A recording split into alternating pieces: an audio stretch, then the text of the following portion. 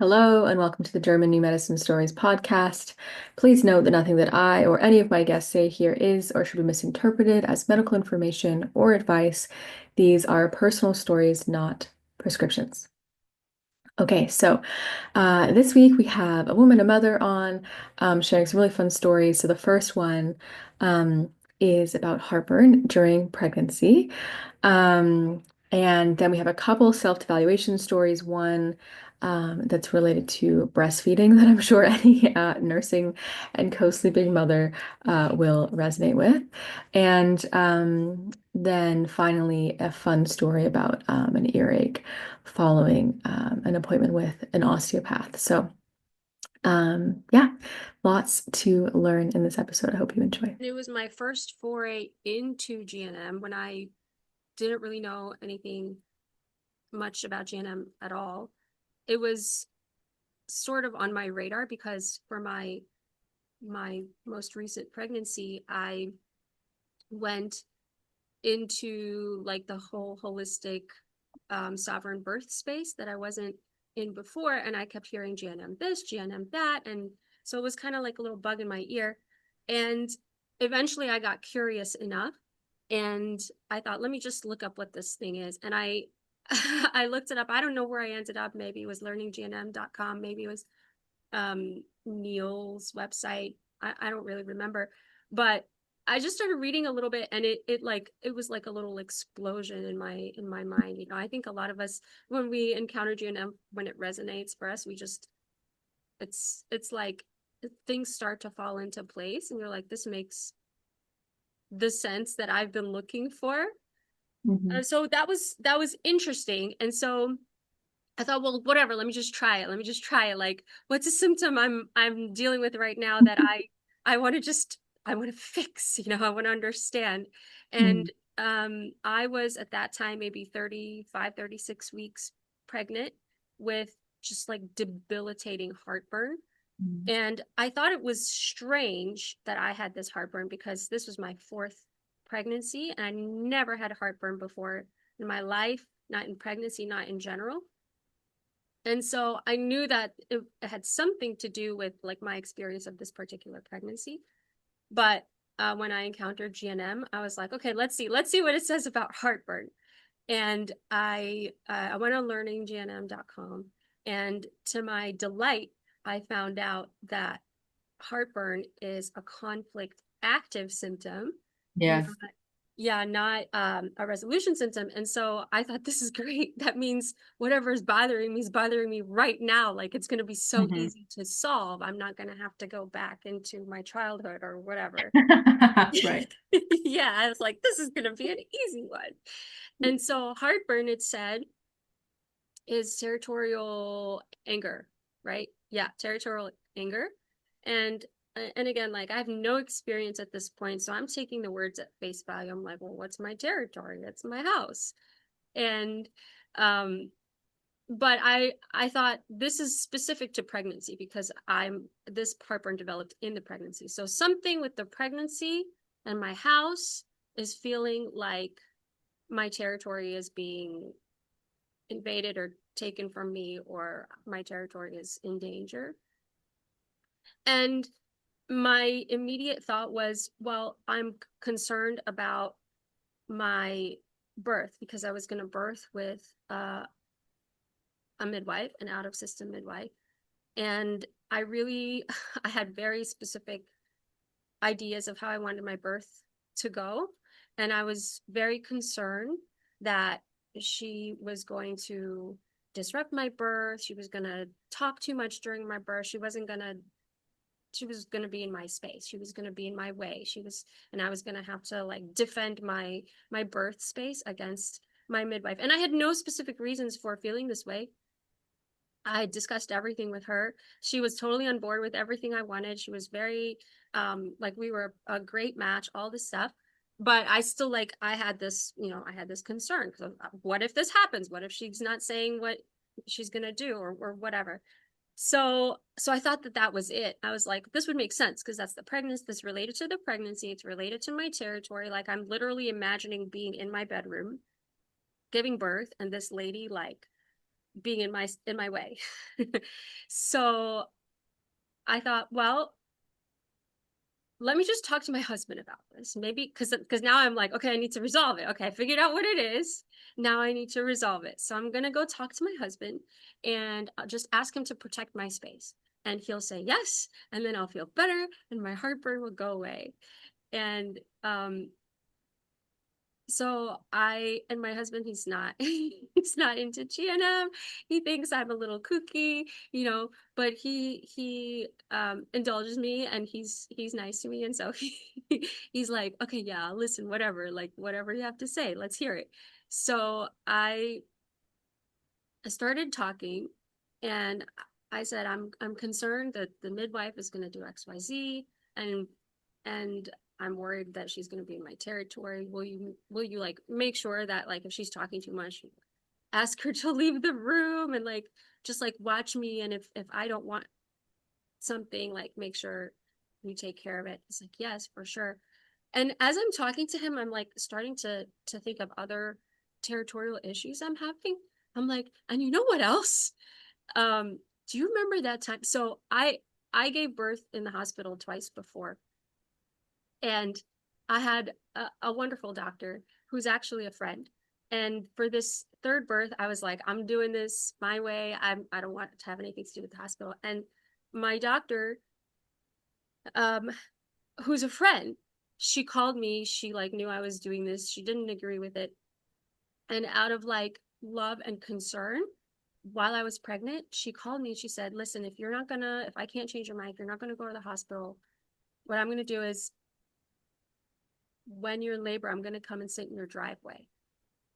And just in case anything happens, if you need anything. And I was like, oh my God, no, don't do that. Like, I don't want, fear emanating into my house. But what I said to her was like, that's very kind and generous of you, because it was, like she's showing concern, but deep down, like it's not something that I wanted, but I couldn't express it. And so that's also like that split consciousness thing Mhm. that Mhm. causes conflicts in GNM, where you're like, yes, on the one hand, but no, on the other hand.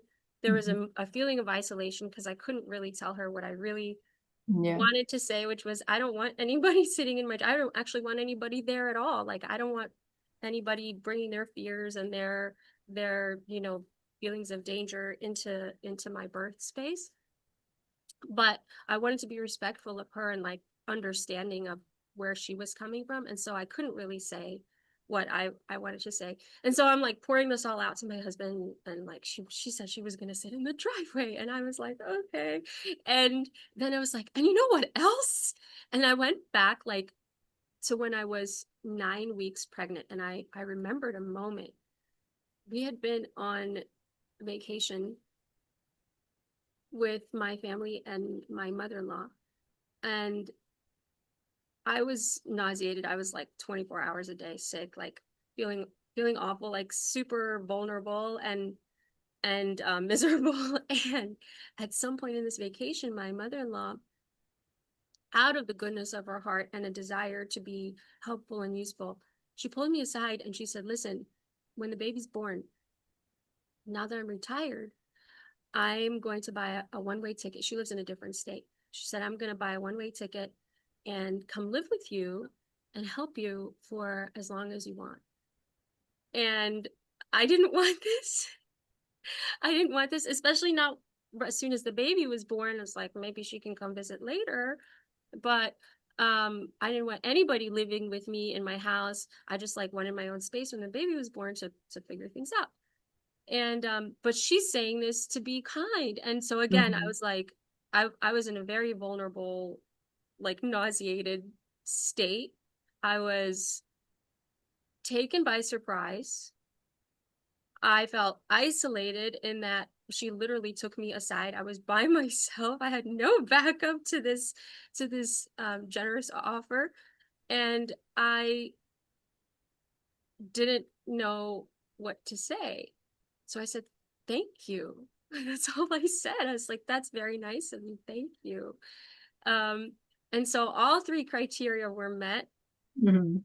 for a conflict shock in that situation as well. And that's when the heartburn began.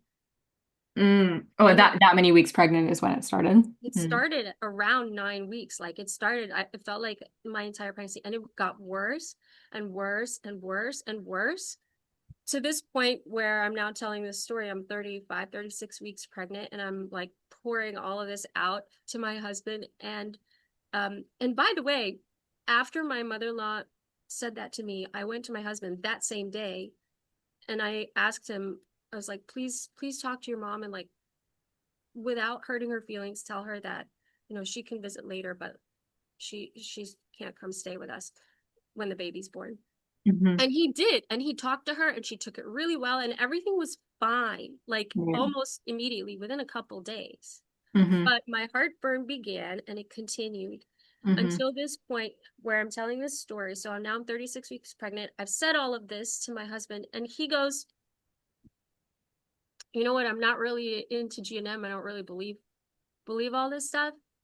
But considering all these people, like all these concerns that you have, and everybody's trying to be all up in your space, I can totally see how you would have a territorial issue. That's what he said to me. Yeah. And I felt understood to my core. Like Oh. to my core. I was like, he gets it. Like he understands why I'm, whatever, upset, Yeah. frustrated, or whatever I was feeling. And I went to I went to bed. This was before bed. We were just having this conversation. I went to sleep and I actually like immediately, so the heartburn was so bad by this point that I couldn't lie down, not even for a second. I would lie down, I'd feel like acid was coming out of my ears. Like I just, so Oh. after this conversation, it was bad. I lied down and it downgraded immediately. I was able to actually lie down and I fell asleep. The next morning, heartburn was gone. It was just gone. For the rest of the pregnancy. Done. It was done. I couldn't believe it myself. I was like, this is my first, experience. So then I became, really Yeah, yeah, yeah. That'll do it. this GNM thing, this seems real. Hmm. So a couple weeks later, I had a girlfriend visiting from out of town, and we were just supposed to go to lunch. She was visiting for work, and we were gonna have lunch. And then at the last second, she called me and she said, hey, I actually have extra time. So why don't I come and spend the night with you? And then we'll spend the whole day together the next day and we'll hang out and it'll be fun. And she's my friend and I love her. I don't get to see her much. So it sounded nice, but I was like 38 weeks pregnant. I Yeah. really didn't want anybody. I didn't want to host anybody. I like sounded like way too much um, pressure and work at that point in the pregnancy. So I wanted to say no and I wanted to say yes. And I had that split consciousness again. Hmm. And I I told her yes. And I told myself, it'll be fine. She's my friend. We'll have fun. And Yeah. it was fine. And she came and we did have fun. And I had heartburn the entire time she was in my house. Yeah. And as soon as she left, the heartburn went away.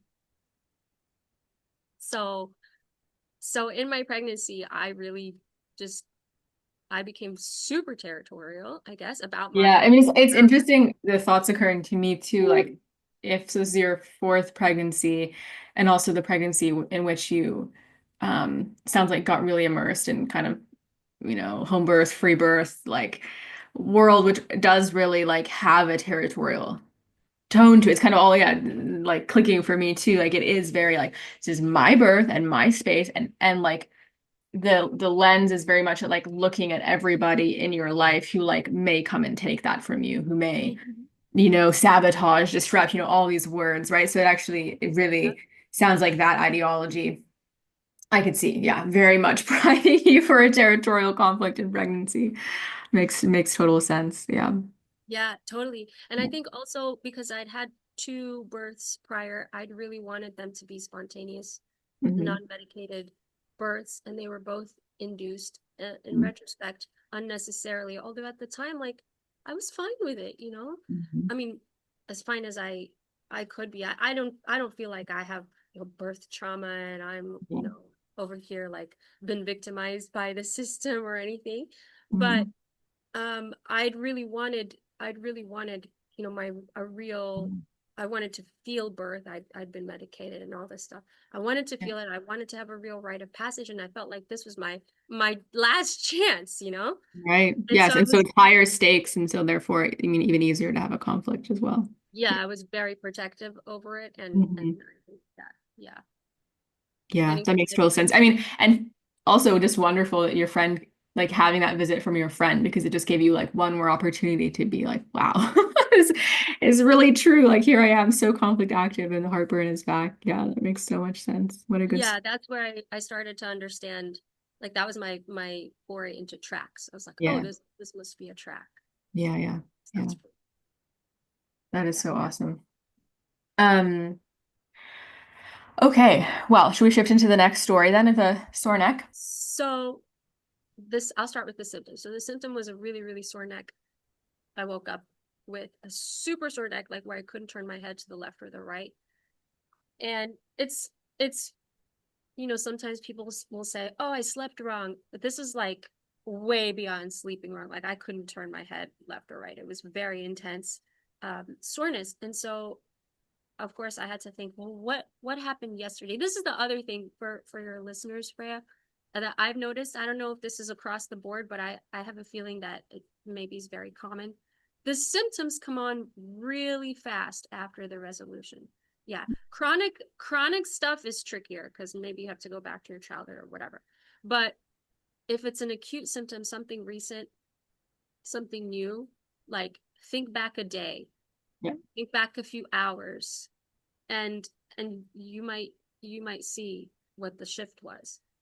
So I woke up with this sore neck, so I just thought back to yesterday, and it was actually last night. I thought back to last night, and that was far enough.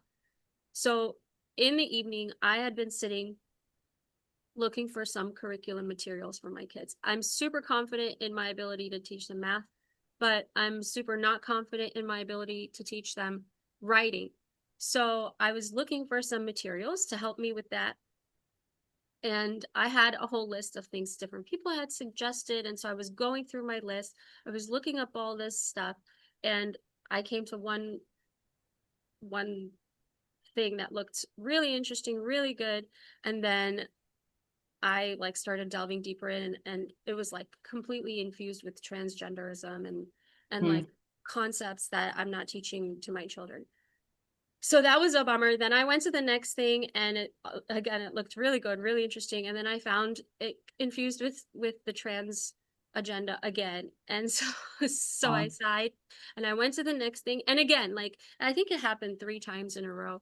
And it was such a bummer because like at first it looked like really good, like writing exercises and interesting for the kids and all this stuff. And basically I couldn't find anything that day. I probably spent several hours. My eyes were burning from staring at the screen for too long. I was like rubbing my eyes. I was beyond frustrated because again, like I don't think I can do this by myself. I'm looking for help, and the only things I'm finding are things that aren't aligned with my values. So Mhm. I gave up and just frustration. And I was like, so my internal dialogue was, I don't know how I'm gonna get through this school year. Like Mm. it's all over.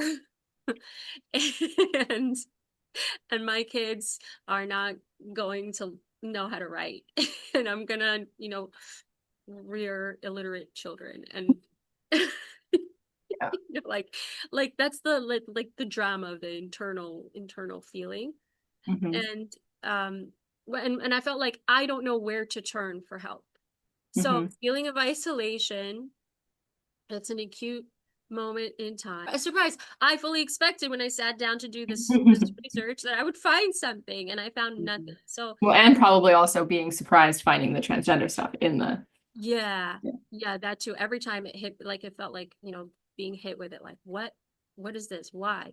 Hmm. Um, so the 3 criteria were met for a conflict shock. And I went upstairs and I bitched to my husband about this whole thing. And he's like, oh, I don't know, whatever, like we'll figure it out. Hmm. And I I paced, I paced the house and like tried to calm down. And eventually I was like, I will figure it out. Like I figured it out every year up until now. And if I have to just, make up writing prompts and practice, letters or what, like I'll figure it out. There are other materials. Like I only looked at three. It's not Yeah. it's not that big a deal. I'll figure it out. So I kind of like calmed myself down. I felt better and I did like I shifted from this like, Hmm. oh, this is never gonna work and I'm a failure to uh, I'll be able to manage this. It's gonna be okay. Went to sleep. In the morning, I wake up and I can't turn my head neither to the left or the right from extreme soreness. And so I explain this as an intellectual self-devaluation. The neck holds up the head, and the self-devaluation is what causes that Yeah, pain. I'm just like feeling like I can't figure it out. I can't. And even just in general, that you said you already feel like that's your area of weakness as like a homeschooling mom, right? Hmm. Yep. Yeah, exactly. Yeah, so it was like primed for self-evaluation in that Hmm. particular zone. Yeah. Yeah, Hmm. so that it hurt for maybe 2 days, and I just like I just I was just very calm about it because I knew where it came from. And 2 days later, it was fine. And a few days after the pain was gone, after everything was healed, I found the materials that I was going to use and I ordered them online. And the next day I woke up with neck pain again. Oh, interesting. Mhm. A Yeah, little that was relapse. yeah, it was like a little relapse because it was like putting a period on the issue. Like, Hmm. okay, I bought the materials now. I got what I need. I actually can do this now, and I know exactly how I'm going to do it. Hmm. Everything is fine. Hmm. I'm done being concerned about this. Hmm. And I got the neck pain, the resolution symptom again. It was less intense, and I think maybe only on one side, but it was distinctly there, and it was the same sort of pain, and it was in the Hmm. same sort of area. Hmm. Yeah. So the relapses are really interesting too, the tracks. Yeah.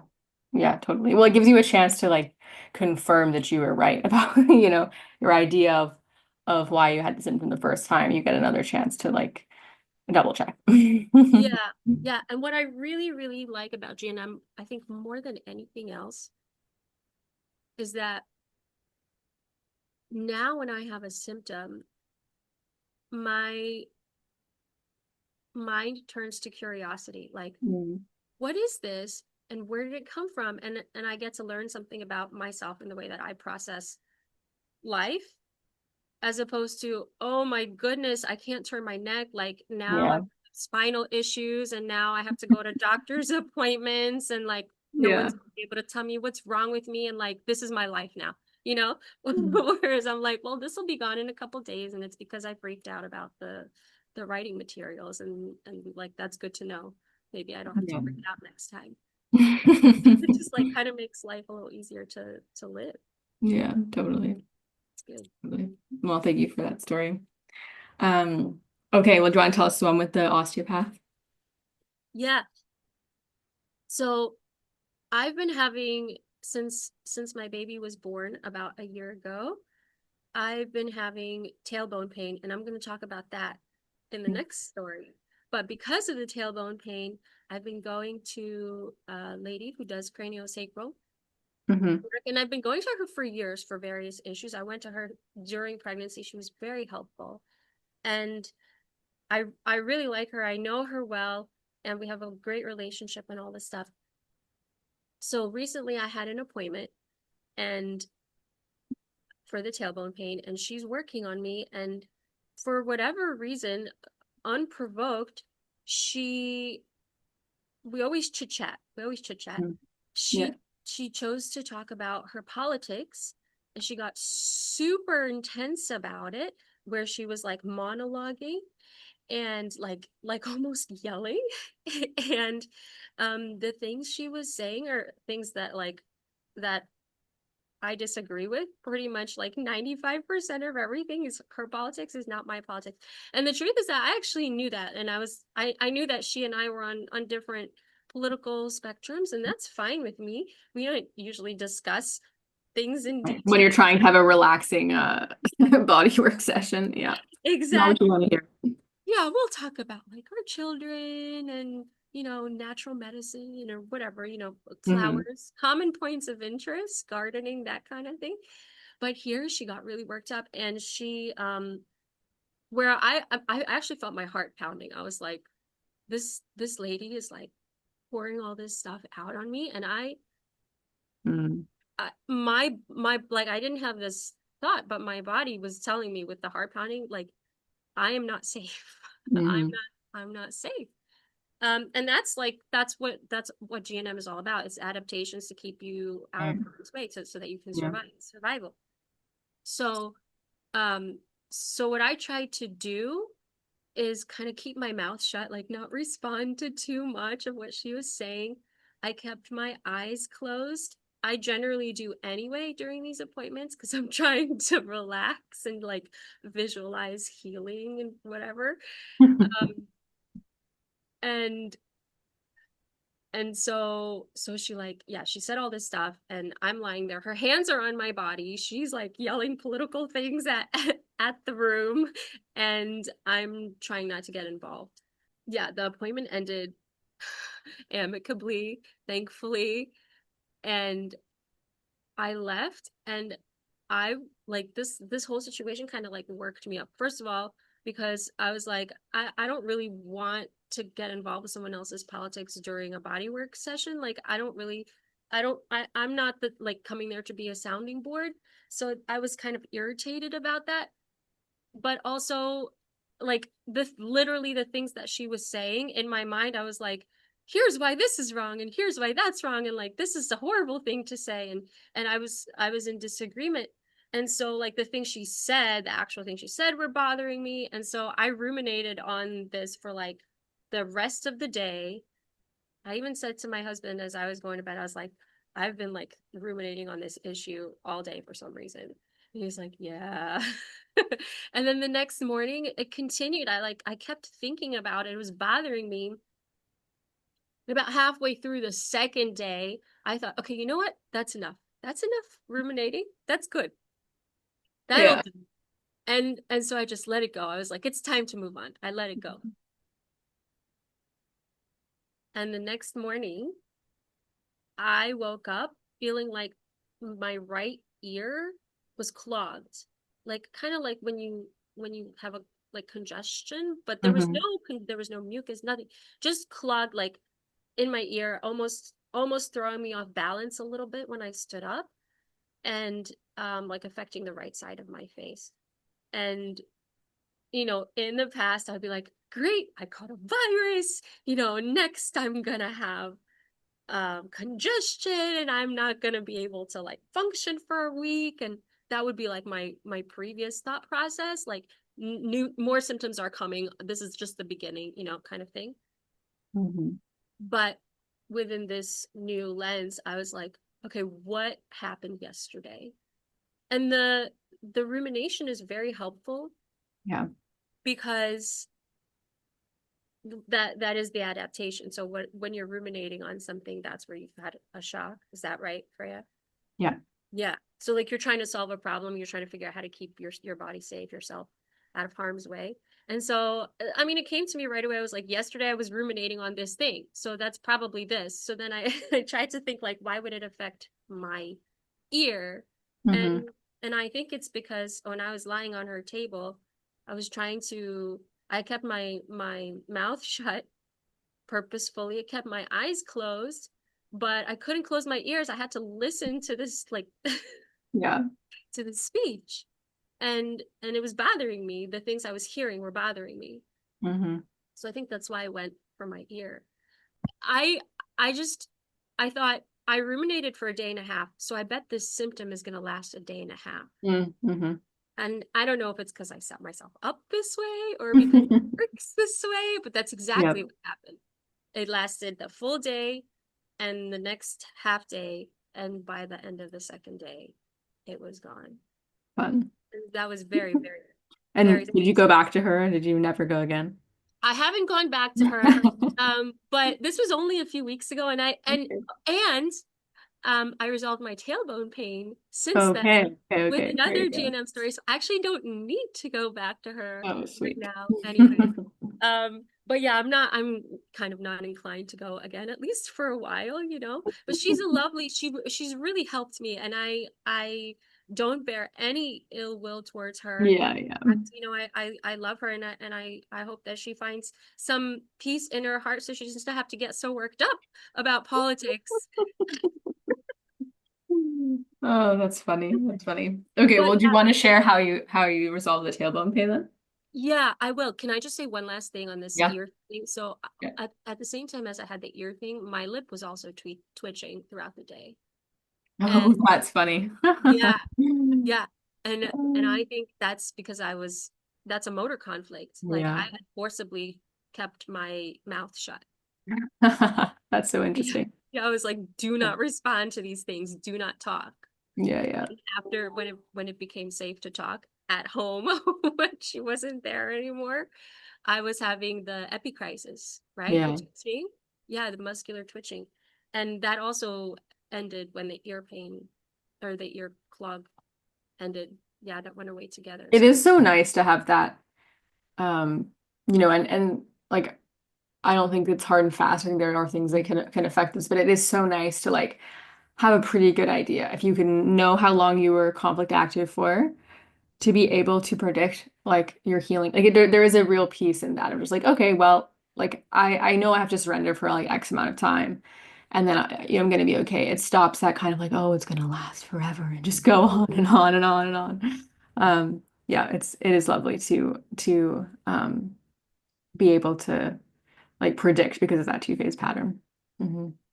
yeah, for sure. For sure. And I don't think it always works. It's like you ruminated for a day, you're gonna have symptoms for a day. No, no. Yeah, I don't find that to be the case. But for some reason with this ear thing, I was like, it's gonna last the same amount as I ruminated. And so that's Yeah, what yeah, cool.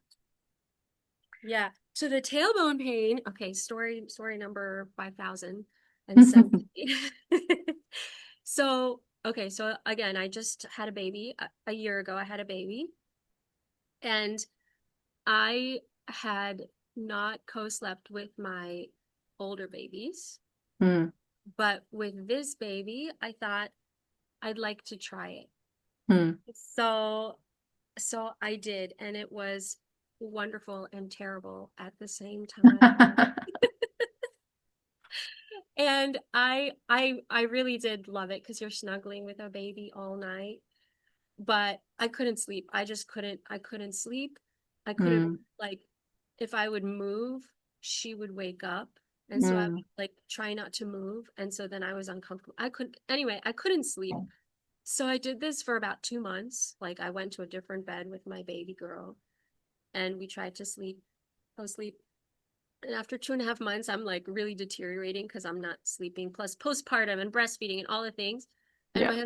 my husband, he convinced me. He said, "You need to go back to your bed and you need to let her sleep in her bed."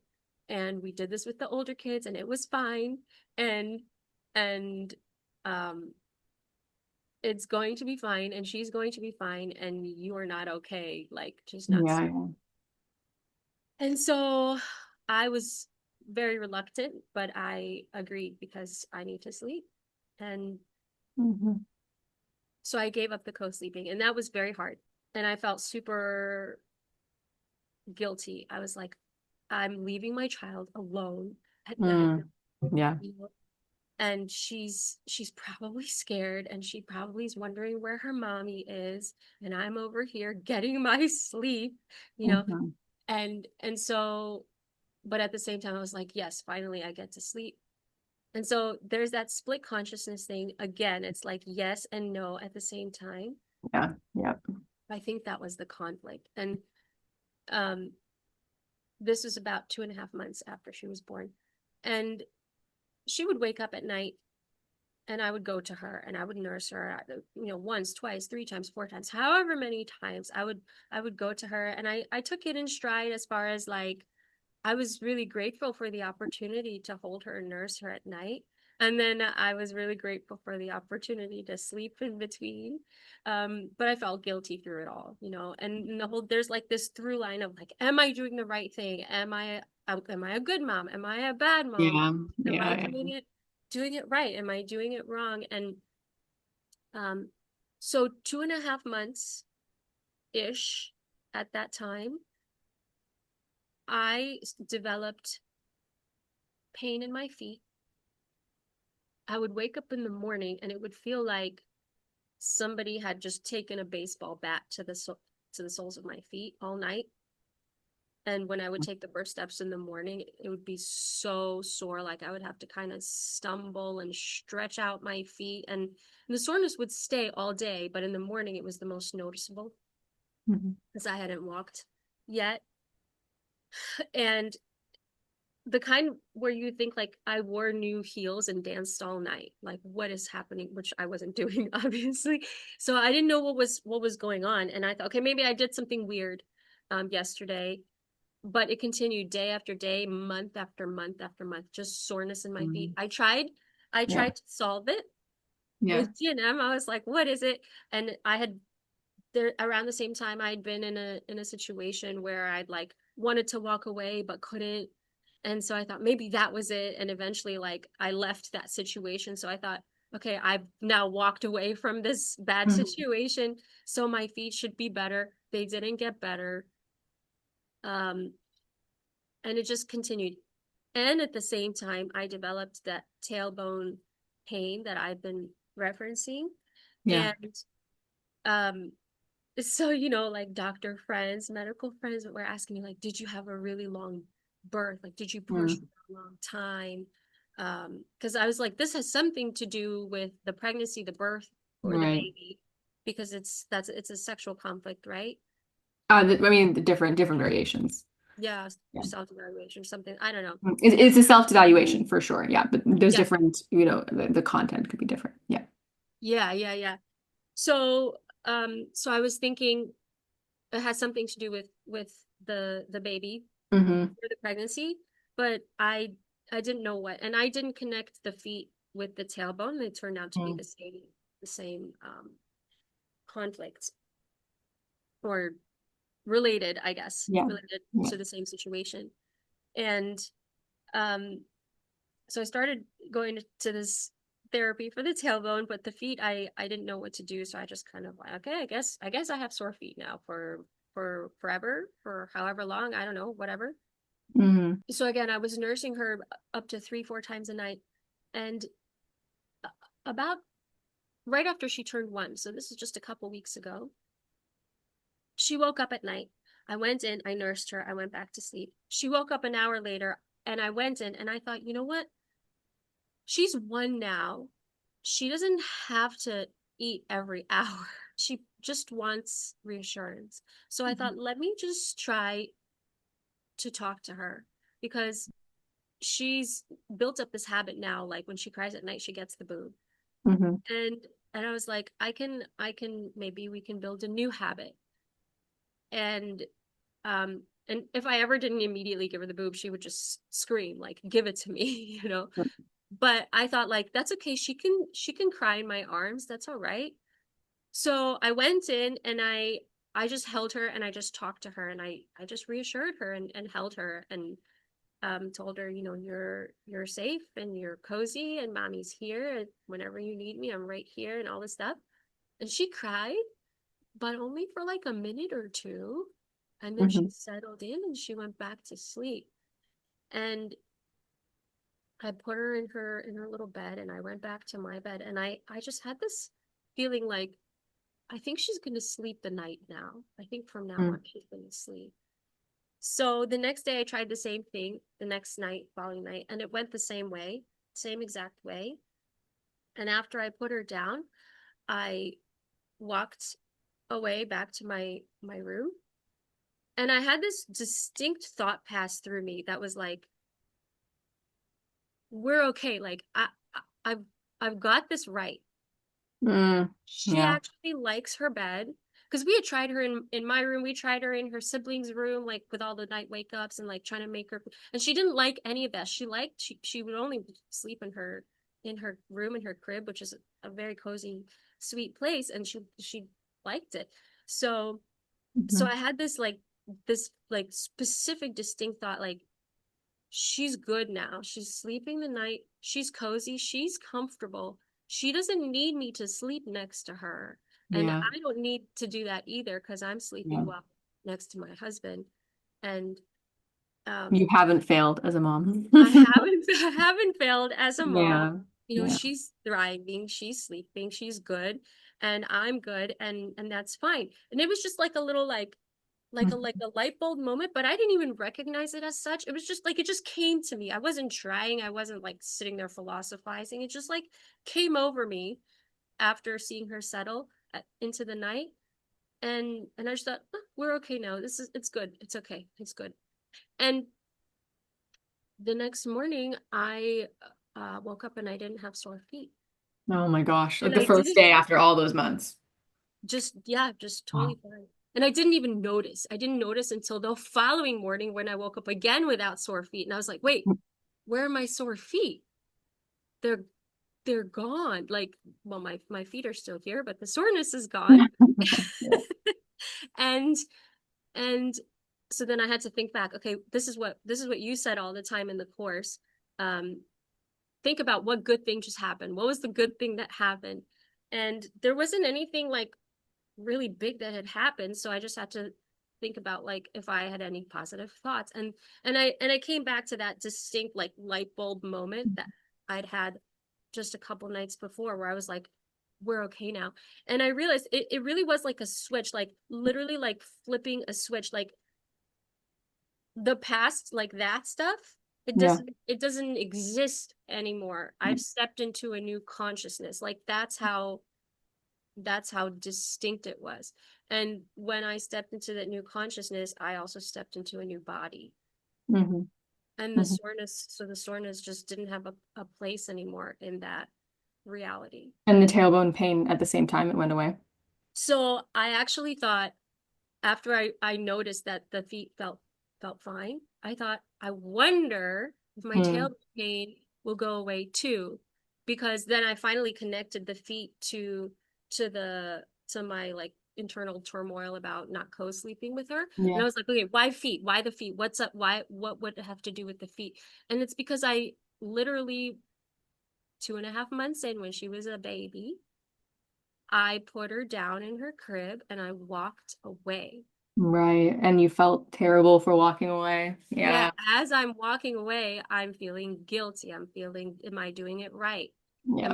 I'm probably, making a mistake. All Hmm. this stuff as I'm walking away from her. And Hmm. then, and I think that they were the most sore every morning because I was on a track. So Yes. I would go to bed and I would lie down in my bed and I would think this is probably okay. I get to get some sleep. She gets to get some sleep. I'm okay. You get into the vagatonia while you're sleeping. Hmm. You go through a little bit of healing. The Yeah, morning you're you're just on and off and on and off and on and off yeah. all the time. Yeah. Mhm. Yeah, in the morning you're like, okay, it was fine. It wasn't as bad as I thought. And so the Yeah. feet would hurt Yeah. the healing Yeah. phase in the Yeah. morning. Then at night, I would do the whole thing again and I would walk away from her again. I would step on the track. I would have all the same thoughts and I would go through the healing phase at night again. I would have sore feet in the morning. Yeah. Yeah. Yeah. And then so the tailbone pain, I was like, well, this is probably the same thing. Like Hmm. it's a self-devaluation. It's because of the baby and where she came out of and how attached I am to her and everything that has to do with her and pregnancy, and it started around the same time. Hmm. So I think it's just part of the same Yeah. consciousness. Yeah. And yeah, the tailbone pain went away too. Wow. It's gone. Yeah. I'm Oh, what sitting a good on the couch story. that I'm right now as we're speaking, I'm sitting on the couch that I started avoiding this couch because this is where it would really hurt to sit, this Mm-hmm. particular couch. No, I have no problems now. I can sit anywhere I want. I can sit on the floor. It's Yeah. fine. Yeah. No big Yeah. deal.